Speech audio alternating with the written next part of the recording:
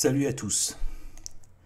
Ça fait plusieurs années que j'essaie de déceler quelle est la signification occulte de Google. J'ai jamais réussi vraiment. En plus, ils sont très malins, c'est-à-dire qu'ils mettent des couleurs de carnaval et d'école maternelle. Ça sert vraiment à ne pas prendre la mesure des choses. Et puis la prononciation, il y a un côté presque sympatoche, tout ça, donc Google, voilà. Et en fait, voilà, de fil en aiguille, je ne vais pas dire tout le procédé qui m'a amené à cela, mais ça serait trop long, tout simplement. Et puis bon, ça n'a pas vraiment d'intérêt là. C'est, voilà, tout un... De fil en aiguille, j'ai pu avoir plusieurs comment dire, aiguillonnage. Je suis tombé sur des points de méthode dans l'occulte pour déceler ces choses-là. Eh bien, là, j'ai vu la logique en miroir, en fait. En miroir, c'est-à-dire donc en inversé, mais d'un côté, on va le voir d'un côté et de l'autre. Donc, les lettres en miroir. Donc en fait c'est tout simple, hein. C'est juste en fait Google, mais en fait le lire vraiment à l'envers, mais vraiment. Et en fait quand on le lit à l'envers, donc on a L Google. Là on voit bien que le soit c'est OU, soit c'est O. Bon, à mon avis c'est plutôt O. Et je vais vous dire pourquoi ensuite après. Donc il y a bien le OU long en hébreu. Donc là je suis plutôt sur l'hébreu, hein. La signification occulte, c'est pas le, là en tout cas de ce que j'ai vu, c'est pas le latin ni le grec qui ressort, mais plutôt l'hébreu ancien. Et donc l'hébreu biblique. El Goug. Quand on enlève le O, eh bien on a le deuxième O qui sert à rien là, donc on a El Gog. Et là on a clairement donc Gog et Magog. Voilà, je pense que c'est ça le vrai sens occulte de Google. Et donc en fait là on a L. L, qu'est-ce que ça nous dit L? L, alors tout de suite ça veut dire Dieu, hein. C'est L, c'est Dieu. Et en fait au singulier ça se dit Eloah, mais en forme contractée en hébreu c'est L. Eloah. Normalement, Dieu au singulier, c'est Eloah. E-L-O-A-H. Eloah. Sauf que dans la Bible, il est dit plutôt Elohim. Dieu, j'ai mis entre parenthèses un X, le pluriel entre parenthèses, parce que même les Hébreux parlaient de Dieu au niveau unique. Hein? Unique, mais il y a une notion de pluriel. Là, c'est pas le but de cette vidéo, de parler de ça. Mais très succinctement, histoire de pas affouler de toute façon, ça a déjà été vu par des maîtres de la langue, de la traduction, de l'hébreu, etc. Ça n'a rien à voir avec le polythéisme, absolument rien. D'ailleurs, les Hébreux disaient bien Dieu en disant Elohim. Et en fait, c'est au contraire, c'est une très belle nouvelle. C'est-à-dire qu'en fait, ça contient la Trinité, en fait, en vérité. Puisque il y a, en fait, c'est comme si on disait Dieu, les dieux. Ouais, Dieu, les dieux. Et en fait, on le retrouve d'ailleurs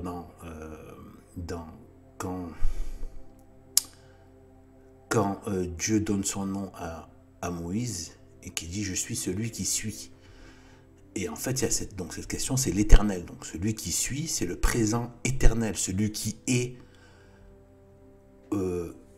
indistinctement dans le temps, c'est-à-dire qu'il est au présent à la fois dans ce que nous on appelle le passé, le présent et le futur, de toute éternité, à tout endroit, dans le sens où il y a l'infini, puisqu'il n'y a pas de limite, Dieu est infini. Donc la vie, le monde, la création est infini. Eh bien,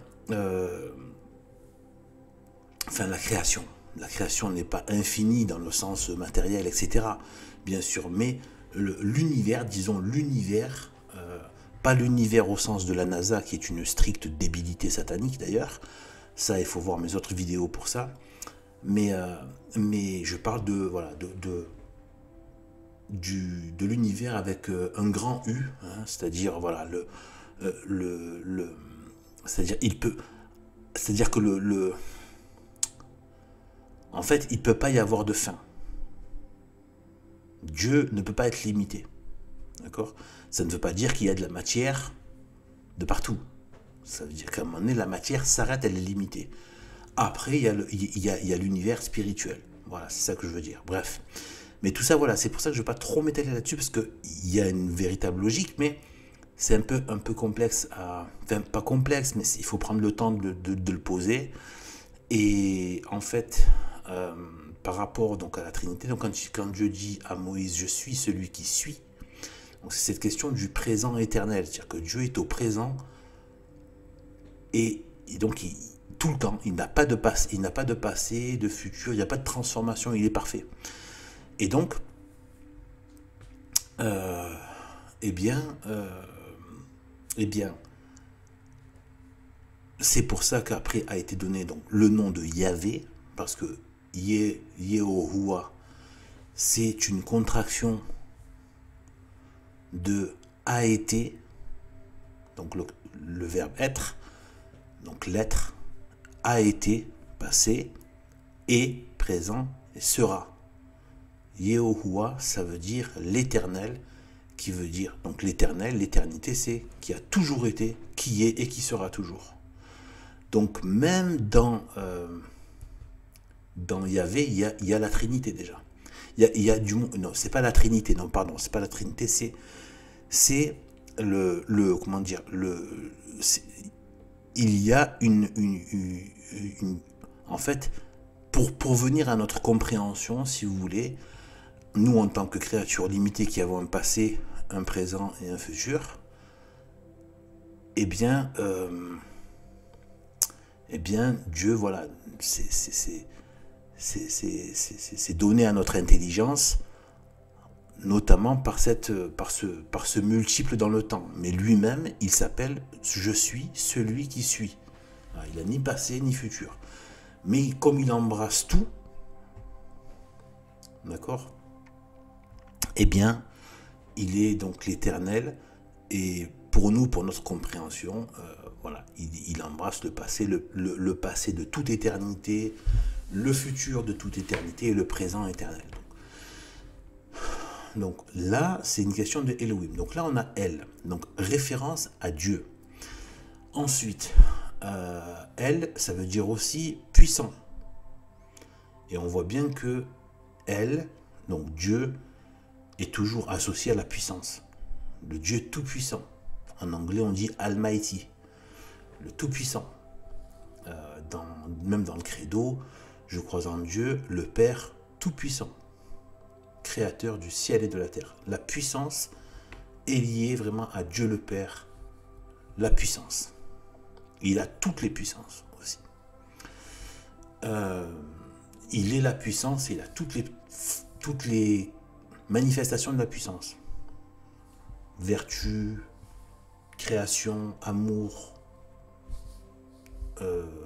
beauté, perfection, etc. Bon. Eh bien, voilà. Donc là, on a puissant et Dieu. Dieu est puissant. Dans El, en hébreu. Ensuite, on a Gog. Alors, Gog, c'est un ennemi d'Israël. C'est un ennemi du peuple de Dieu, plutôt. Israël, c'est le peuple de Dieu. C'est la descendance sainte de Dieu. D'où que dans l'Apocalypse, Saint Jean dit le camp des saints. Et en fait, c'était les saints qui sont à l'image de Dieu, puisque Dieu est saint. Puisqu'il est dit dans l'Ancien Testament, il me semble que c'est Daniel, je ne sais plus c'est lequel prophète qui disait, donc saint, saint, saint est son nom. Voilà, une des caractéristiques les plus, qui est la sainteté même, Dieu. Eh bien, comme il a fait l'homme à son image, donc ceux qui sont à son image sont saints, forcément. Donc le camp des saints. Sauf que Dieu avait promis une descendance à Abraham qui serait une descendance spirituelle. Parce qu'il y a donc la descendance de chair qui a bien été réelle, hein, c'était le peuple hébreu. Depuis donc Isaac, Jacob, etc. Et Dieu a promis aussi par la bénédiction, par la descendance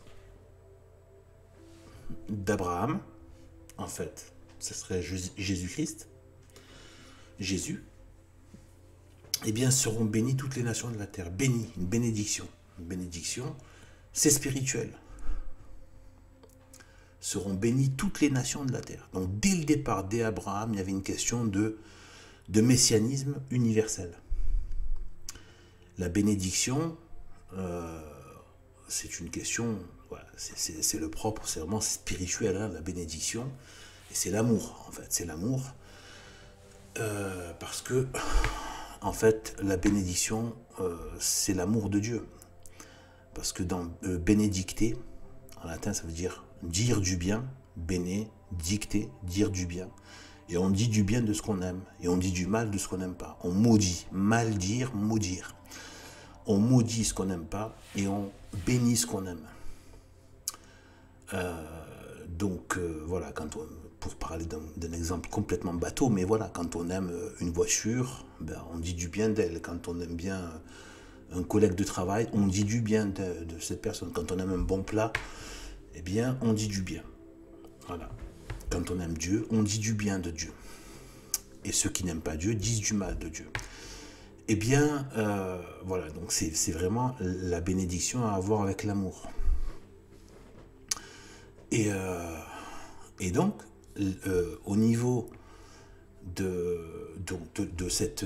Donc, ils ont forcément des ennemis, et effectivement, le peuple d'Israël, le peuple hébreu à l'époque, était persécuté, mais de l'extérieur, mais aussi de l'intérieur. C'est-à-dire qu'il y avait les hérétiques, il y avait les infidèles à Dieu, parmi les Hébreux, voilà, le peuple d'Israël, voilà, même charnel, il y avait toujours, voilà, soit de la trahison, ils trahissaient Dieu, ou des pactes avec Dieu, etc. La loi et la morale. Bon. De toute façon, c'est lié, la loi et la morale, forcément. Eh bien, puisque la loi est en fait une manifestation technico-pratique de la morale, en fait. Du maintien de la réalisation, pour que la morale soit réalisée. Eh bien, en fait, donc cette descendance d'Abraham, spirituelle et universelle, toutes les nations de la terre seront bénies. Eh bien, c'est nous, en fait, ce sont les catholiques. C'est avec le Nouveau Testament, eh bien, les catholiques ultra traditionnels. Je suis obligé de prendre des mots pour appuyer, pour bien faire la différence. Si jamais il y a des gens qui tombent sur cette vidéo, qui ne sont pas habitués à tout ce qui est CD vacantistes, etc., on honnit, on déteste ce qui habite maintenant le Vatican. C'est de l'ordure satanique, c'est de la pourriture satanique, démoniaque, immonde. D'accord ? Et donc, les vrais catholiques existent toujours. Et on rejette absolument cette imposture, cet antichrist de Bergoglio, cet antichrist de Jean-Paul II, qui n'étaient pas des papes, bien évidemment, mais des imposteurs de la synagogue de Satan, et qui continuent à sévir. Donc, mais donc le vrai peuple, donc la promesse de la bénédiction de toutes les nations par la descendance d'Abraham, Jésus-Christ, eh bien, de fil en aiguille, après avec tous les prophètes, puis évidemment, c'était le Messie de la lignée charnelle, hein, du peuple d'Israël, eh bien, mais évidemment en essence divine, évidemment. Donc, eh bien, ce sont les catholiques traditionnels qui sont devenus le nouveau peuple d'Israël, au sens universel, des nations, convertis au vrai Dieu. Eh bien, euh, donc nous, on est des enfants spirituels de la lignée d'Abraham.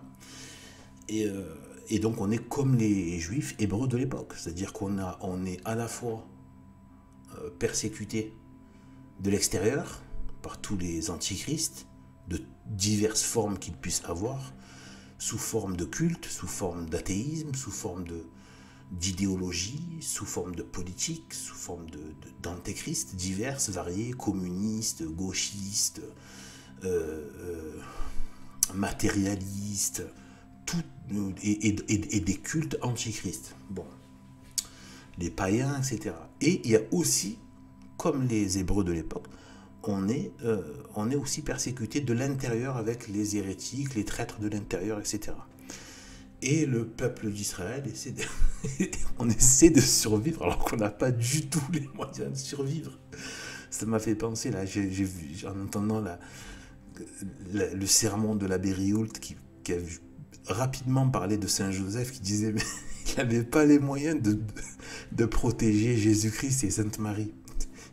Il l'a fait, il a fait tout ce qu'il a pu. Mais qu'est-ce qu'il pouvait faire face à une armée d'Hérode, par exemple, qui était à ses trousses? Si jamais il n'y avait pas la protection de Dieu, et qui, voilà, tout le... Il peut pas. Il a fait. On fait la volonté, mais on sait très bien que face aux forces matérielles en présence, on n'est rien, quoi. Mais après, c'est Dieu qui va agir à travers de cette faiblesse-là. Et donc, voilà. Et donc, en fait, je trouve ça mignon, en fait. Je trouve ça tellement touchant, en fait, toute cette histoire biblique. Et quand on regarde les choses. Enfin, et donc, en fait, voilà. Donc, on en est là. On en est là. Et donc, du coup, on a Gog. Donc, Gog était donc... Là, je ne vais pas reprendre tous les points de la Bible, mais Gog était donc l'ennemi du peuple d'Israël dans l'Ancien Testament. Et on a dans le Nouveau Testament, avec donc Gog qui était le... non, pardon, dans l'Ancien Testament. Enfin, non, c'est juste que je veux repréciser une chose. Dans l'Ancien Testament, donc il y avait Gog et Magog. Donc Gog, c'était le roi de Magog. Qui était un royaume, bon, les modernes universitaires, moi j'y crois pas du tout, ils disent que ce serait la Lydie, un ancien territoire, bon, gréco-turc, gréco-persan, enfin bref, en Turquie. Bon, moi j'y crois pas du tout. Ici, bon, je vais vous en parler un peu tout à l'heure de ça. Non, je ne vais pas parler de cartes pour l'instant, juste donc de Gog et Magog, mais qui viennent du nord en tout cas. Ils viennent du nord, enfin du nord, voilà. En tout cas, c'est plus au nord qu'Israël. Ça, c'est intéressant parce que on voit que maintenant on passe au Nouveau Testament avec et donc le dernier livre, donc l'Apocalypse, Saint Jean, donc qui est une révélation de Dieu au travers de Saint Jean, parce que c'est Dieu qui a donné à voir et à savoir à Saint Jean ces choses-là et la manière de les dire. Parce qu'il ne fallait pas que tout soit dit de manière littérale, bien évidemment. Il faut que les preuves soient faites. Eh bien, Gog et Magog. On le retrouve là dans le Nouveau Testament, on retrouve Gog et Magog de l'Ancien Testament qui étaient ennemis du peuple d'Israël. C'était des ennemis matériels, physiques, quoi. De peuple, voilà, d'ennemis, vraiment d'ennemis de peuple. Là, c'est Gog et Magog, donc plus, d'après ce que j'ai pu voir des interprétations, donc à prendre avec des pincettes, mais ça a l'air d'être ça quand même, c'est que donc on a donc le alors on a donc dans le nouveau, donc dans l'Apocalypse, c'est lié à Satan. Je vais vous lire la phrase. Voilà. Elles investiront le camp des saints et la ville bien-aimée. À la fin des 1000 ans, Satan sera délivré de sa prison. Il en sortira pour séduire les nations. Donc vous voyez, on voit vraiment encore la question des nations. Et il y a une question avec Satan. Donc quand Satan va se déchaîner, donc être libéré des contraintes que lui avait mises Dieu, c'est Dieu qui lui permet d'être beaucoup plus, d'avoir plus de marge de manœuvre, parce que sinon Dieu l'empêcherait, puis c'est terminé. Mais Dieu, dans le cadre de sa justice,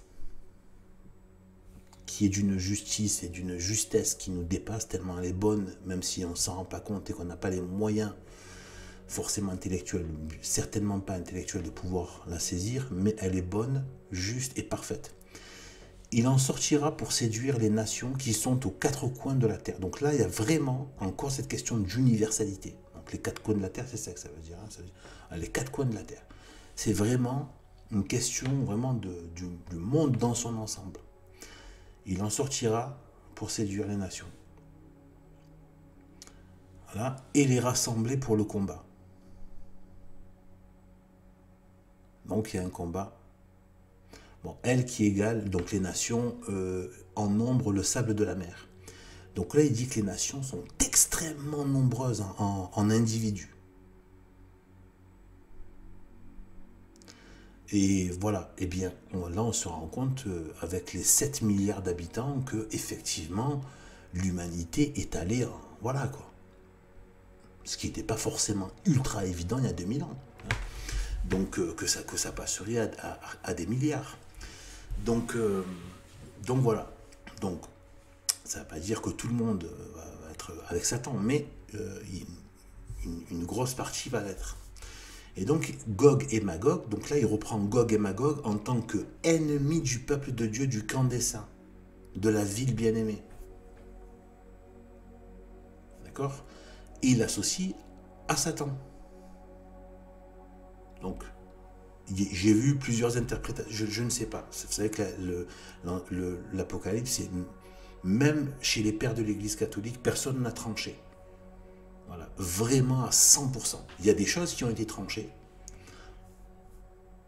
Quoique non, pardon. C'est juste, oui, non, ça n'a rien à voir. C'est Saint Paul, quand il parle de l'homme de péché, du fils de perdition, c'est-à-dire l'antéchrist. Là, ils disent que c'est bien un homme. C'est pas juste... moi, je croyais que c'était une figure, une époque qui serait antichrist. Non, c'est bien un homme qui sera vraiment un antichrist. C'est l'antichrist qui sera... Satan veut faire comme Dieu. C'est-à-dire qu'il veut lui aussi s'incarner dans un homme. Quoi. Vous voyez? Ou avoir son... Voilà, avoir vraiment le Christ inversé. C'est-à-dire l'homme du mal. Un homme vraiment... incarné, qui a une chair charnelle et qui est le mal incarné, quoi, le Satan incarné.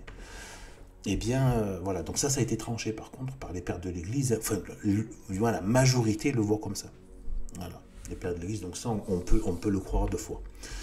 Et donc, par contre, pour l'Apocalypse, moi, ça, je sais pas s'il y a vraiment des choses qui ont été tranchées, vraiment. Parce que ça reste toujours difficile, il a été fait pour ça, c'est normal, s'il avait voulu faire ultra littéral, il l'aurait fait, mais non. C'est qu'il ne fallait pas le faire comme ça, parce que Dieu sait mieux que nous, tout simplement. Eh bien, et donc en fait, et bien mieux que nous. Donc en fait, voilà, donc au niveau de Gog et Magog, là, on voit que c'est associé à Satan. Et que, donc, parmi les interprétations, c'est que Gog et Magog, là, ce serait, donc peut-être, là je viens de parler de l'Antéchrist, qui sait, peut-être que c'est l'Antéchrist. Puisque Magog c'était un royaume, un territoire, donc forcément c'était un peuple aussi, donc il y avait le roi Gog d'un peuple, c'est pas le roi que d'une terre, c'est le roi d'un peuple. Donc là, peut-être que c'est Satan et le peuple de Satan, et la descendance de Satan. Moi c'est comme ça que je... Voilà.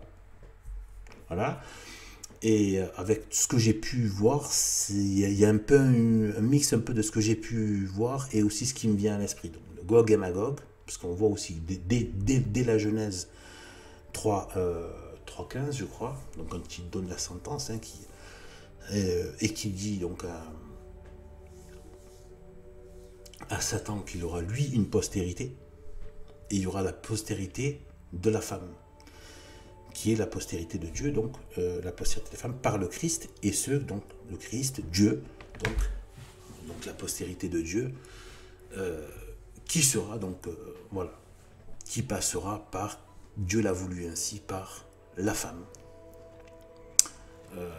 Voilà, bon, il y a plusieurs choses, hein. Bon, il y a plusieurs magnifiques interprétations et explications qui ont été données là-dessus, notamment par le fait que c'est par la femme que Satan a voulu perdre l'humanité.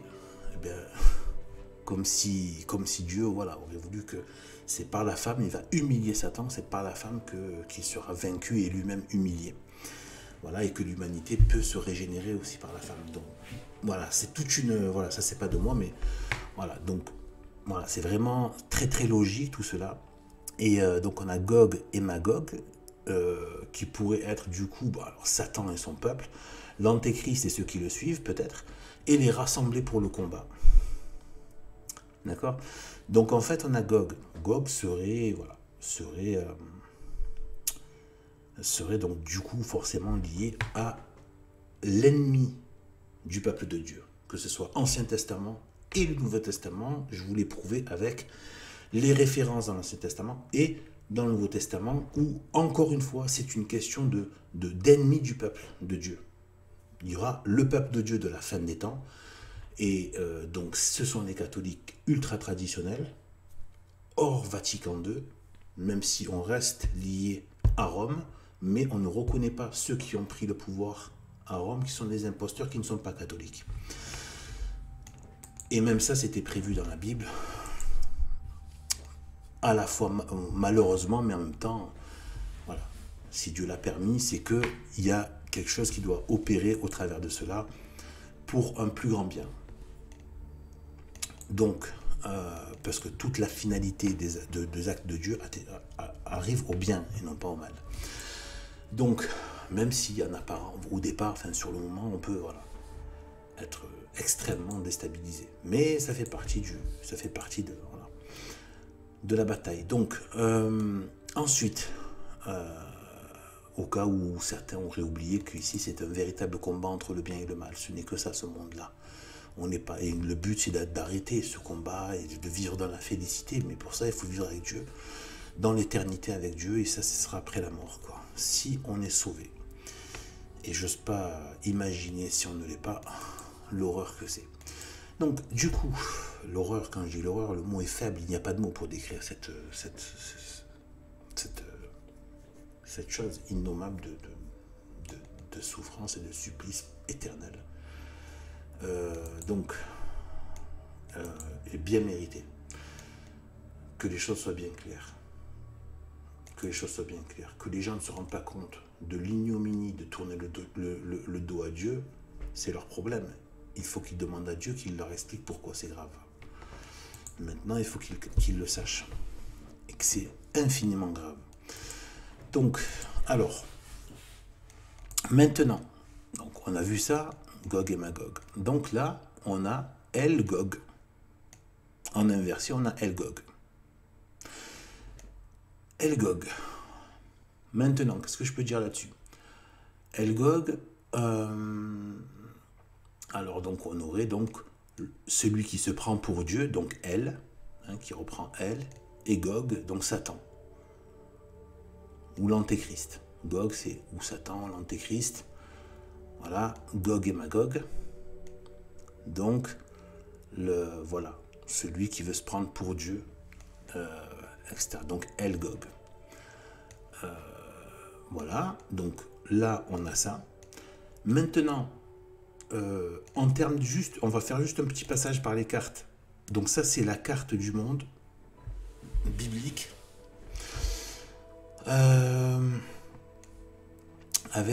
Mais qui a pour centre du monde, hein, donc Jérusalem, donc là avec la croix, ici, et bien voilà, donc en fait, au niveau du numéro 5, là, le numéro 5 en haut à gauche, bon en fait, c'est là qu'est, dans les descriptions, hein, dans l'Ancien Testament, c'est là que est Magog.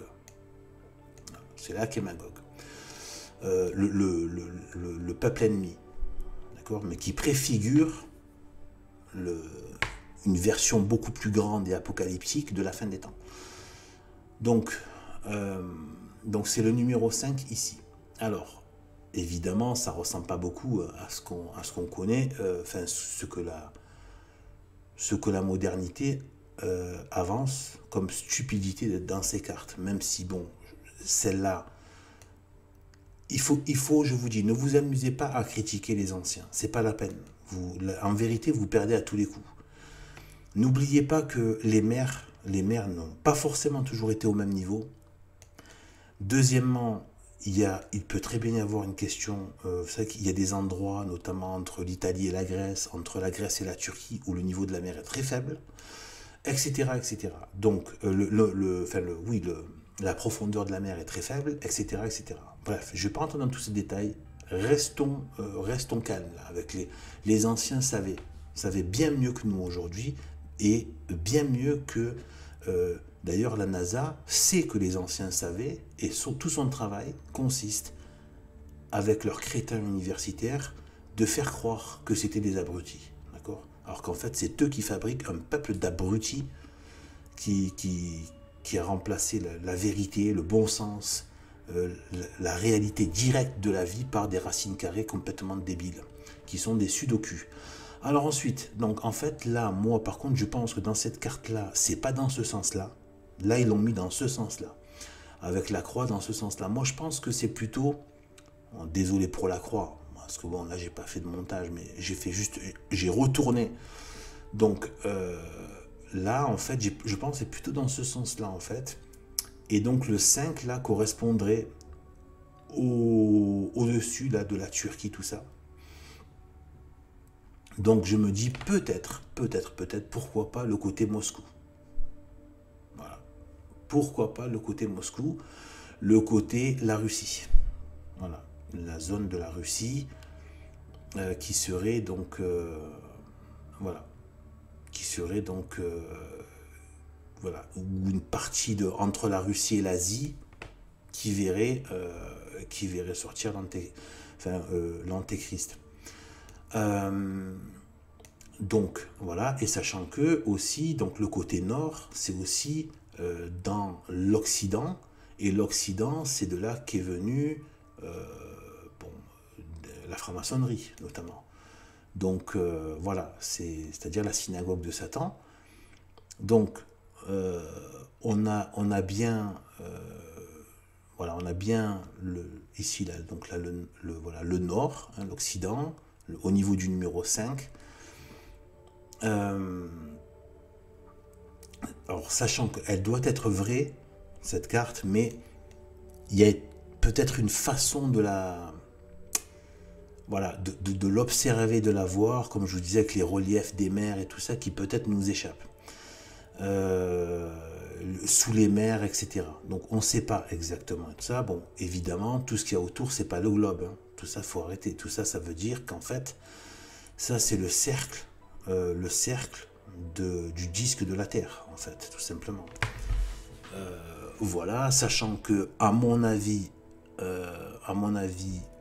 donc, ça c'est mon avis, hein, donc c'est pas de foi, mais à mon avis, le centre de la Terre est bien Jérusalem, le centre de la Terre plate, du cercle de la Terre plate est bien Jérusalem, sauf que les terres ont dû être décalées.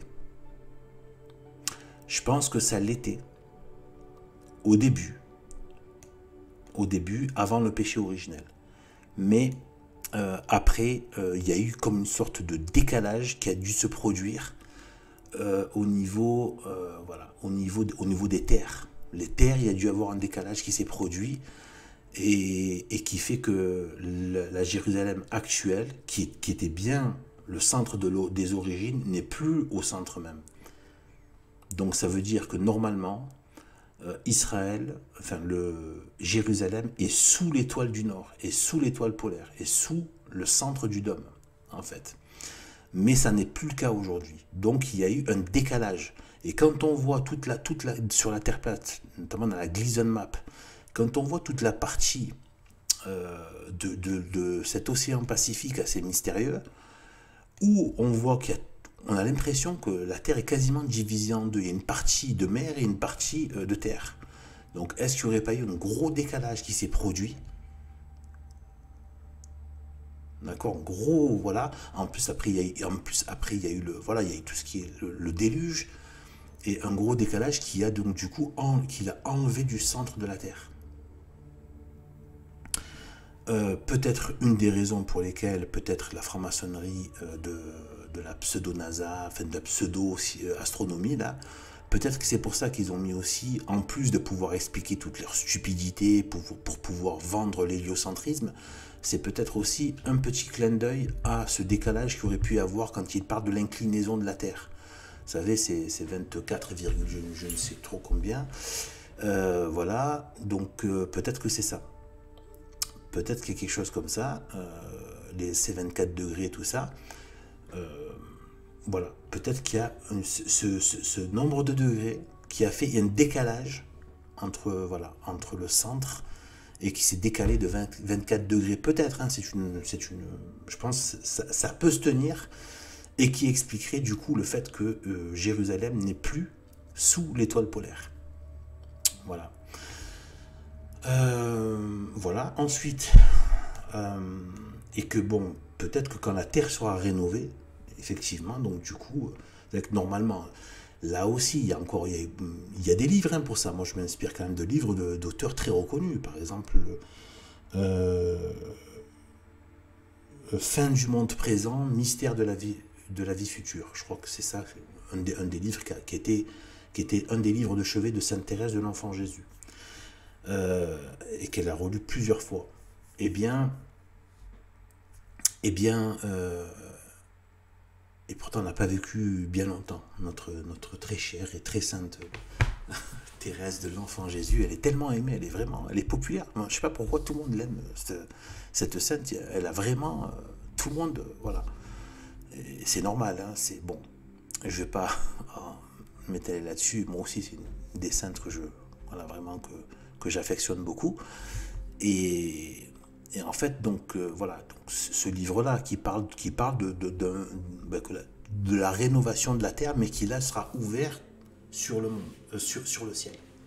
Il n'y aura plus de séparation. Les âmes avec leur corps glorieux, corps subtil, comme celui qu'a pris Jésus-Christ après sa résurrection, corps subtil, puisqu'il est passé au travers des murs, etc. Enfin, on a plusieurs...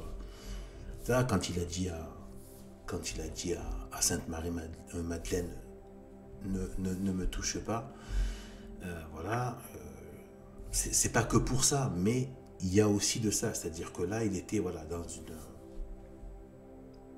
une phase transitoire hein, avant son ascension, et il a voulu montrer qu'on aurait, donc nous, hein, enfin, c'est pour nous montrer à nous, qu'on aurait un corps glorieux et subtil, hein, notamment avec quand il a, dans son ascension, quand la forme de lumière qu'il a prise.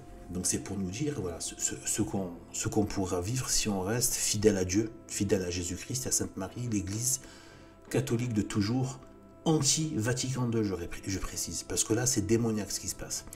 Mais les catholiques perdureront. Voilà. Même s'il restera que quelques petites paroisses, mais ça perdurera jusqu'à la fin des temps. Parce que Dieu nous l'a promis, et c'est ce qui va donc se passer. C'est ce qui se passe et ce qui va donc se passer. Donc, même s'il reste 3 âmes sur la terre qui sont l'Église catholique, pour Dieu, c'est pas le nombre qui compte. Donc voilà, s'il reste un prêtre et 3 fidèles jusqu'au dernier jour, eh ben, l'Église aura été là jusqu'au bout. Donc en fait, là, on aurait donc oui, et bien voilà, donc il y aura vraiment donc des corps, on aurait si on est sauvé. Et croyez-moi, c'est... Voilà, quoi.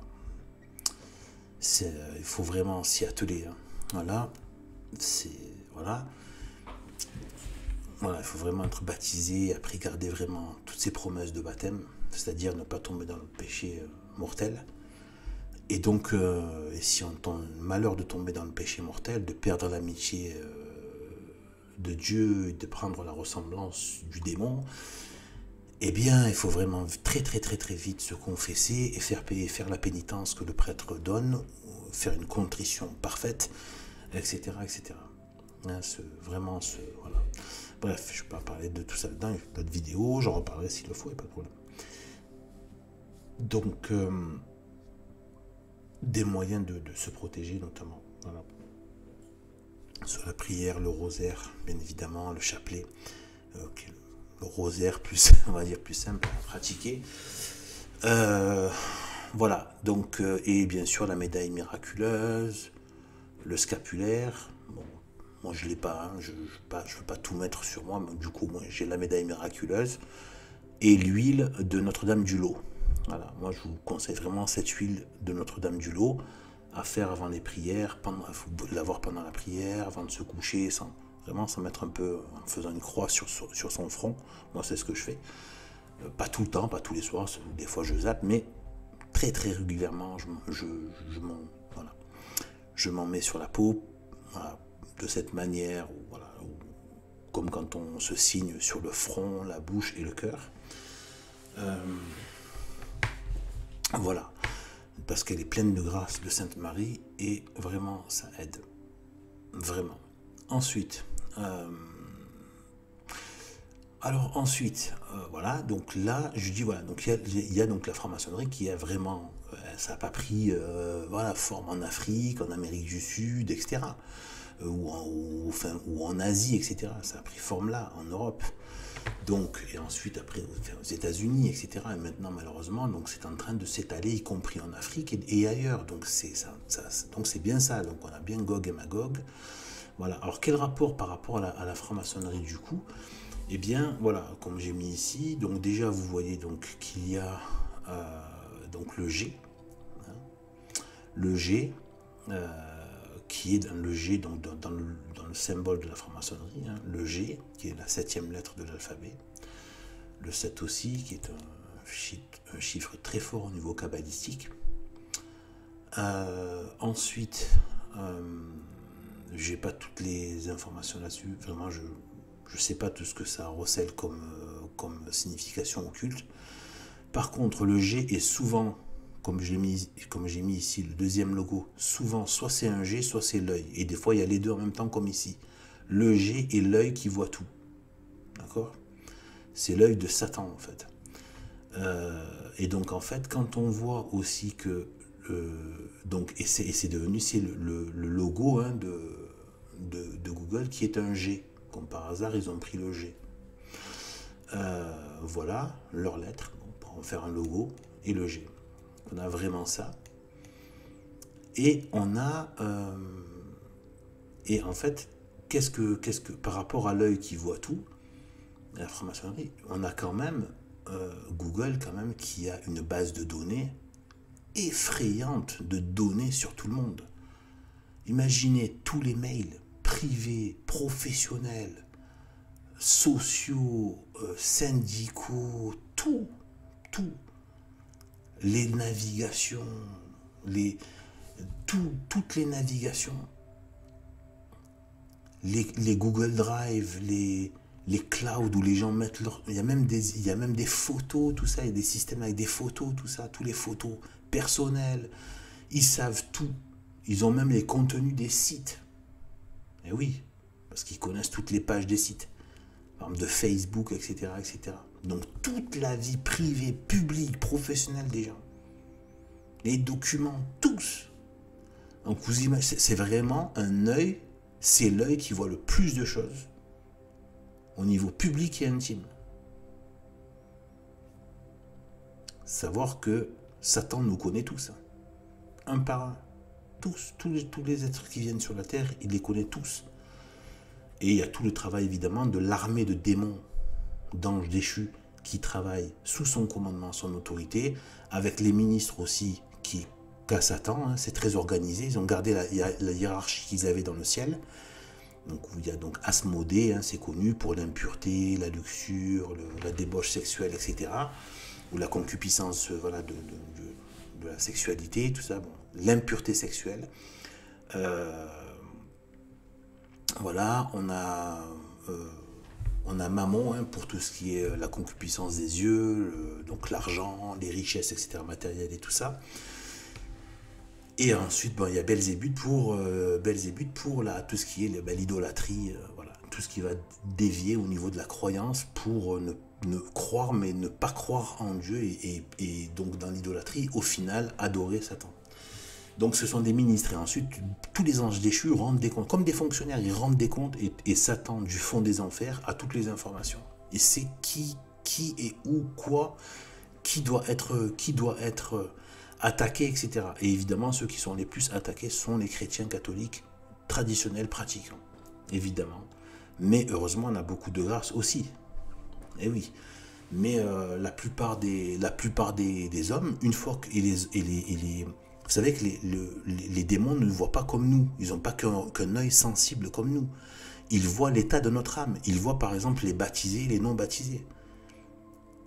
Vous voyez que les démons ont reconnu, alors que les gens ne voyaient que le corps de Jésus. Alors que les démons ont reconnu que c'était le Fils de Dieu. D'accord? Ils ont reconnu. Ils lui ont dit, es-tu Fils de Dieu? Es-tu venu nous perdre avant l'heure? Parce qu'ils savaient qu'il va y avoir une heure de la fin du monde. Ils savent. Et que il y a un temps pendant lequel ils ont une action sur le monde. Donc ils ont déjà perdu, et ils seront définitivement quand tout sera fermé, quand cette terre, voilà, il y aura l'éternité. Quand il y aura l'éternité, l'enfer éternel ou la vie éternelle, eh bien, ils ont pas cru, ils en revenaient pas, parce qu'ils ne savaient pas que Dieu allait s'incarner. Dans Jésus, ils ne savaient même pas qu'il s'était incarné. Et quand ils l'ont vu, ils l'ont reconnu. Donc eux, ils voient l'état de notre âme, en fait. Eh bien, les pécheurs, ils mettent quasiment pas tout ce à quoi ils doivent veiller avec ceux qui s'adonnent au péché. Après, ils peuvent, bien sûr, de temps en temps, les pousser encore un peu plus, à chaque fois plus. Mais la plupart des gens qui sont dans le péché, ils ne s'acharnent pas sur eux. Ils savent très bien que les gens qui sont liés dans leur péché, de toute manière, ils vont assez se vautrer dans la fange et dans la lèpre du péché par eux-mêmes. Il n'y a même plus besoin de les pousser. C'est un ahuri qui fonce vers... voilà. Qui fonce vers le précipice, voilà. Un ahuri. Ils reconnaissent les ahuris qui sont dans leur péché, et ils les laissent se vautrer dans leur péché. Ils veillent juste à ce qu'ils n'aillent pas. Voilà. Tant qu'ils les voient, ils s'enfoncent, ils n'ont même plus besoin d'efforts à faire là-dessus, ou de travail à faire sur eux. Ils les laissent.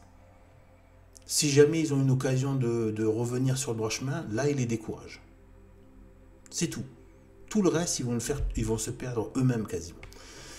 Par contre, les chrétiens, les catholiques, alors là, ils déchaînent tout. Tout ce qu'ils peuvent, bien sûr, parce qu'ils sont limités par Dieu, bien sûr. Ils ne peuvent pas faire tout ce qu'ils veulent, tout ce qu'ils voudraient faire.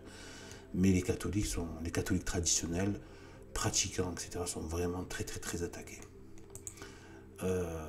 Donc voilà, donc c'est pour ça qu'il faut vraiment se protéger et ne pas présumer de nos forces devant notre Seigneur. Parce qu'on doit reconnaître que c'est lui qui est la force et la puissance, et on peut en recevoir, mais que par lui, pas par nous-mêmes. Voilà, c'était long, mais bon, voilà. Ceux qui veulent comprendre, il faut prendre le temps d'expliquer, de montrer les choses. Allez, salut, ça fait quand même moins d'une heure. Voilà, pour les motiver, c'est bien. Voilà, allez, salut à tous et que Dieu vous bénisse et à bientôt. Salut, si Dieu le veut.